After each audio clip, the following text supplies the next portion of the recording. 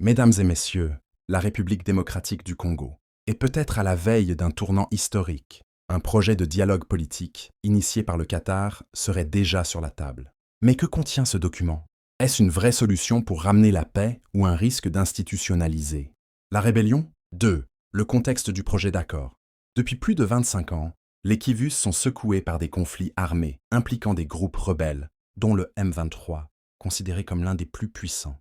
Face à cette situation, le Qatar, acteur de plus en plus présent dans la diplomatie africaine, propose une médiation. Les grandes lignes du projet. Le document propose 3 points clés. La restauration de l'autorité de l'État dans les zones en conflit. La création d'une force spéciale mixte, composée à 50% d'éléments de l'AFC-M23. L'organisation d'élections locales et provinciales dans les Kivus dès 2027. Mais ces propositions suscitent déjà de vifs débats. Les interrogations majeures. Première question, la RDC peut-elle réellement garantir son autorité avec une armée partagée avec un mouvement rebelle? Deuxième question, quelle place pour les FARDC et les autres forces de défense dans ce dispositif? Troisième question, ce plan est-il une solution durable ou une capitulation face aux rebelles?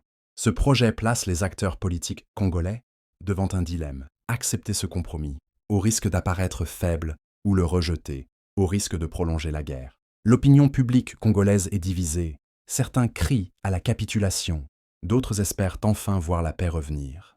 Le rôle du Qatar comme médiateur.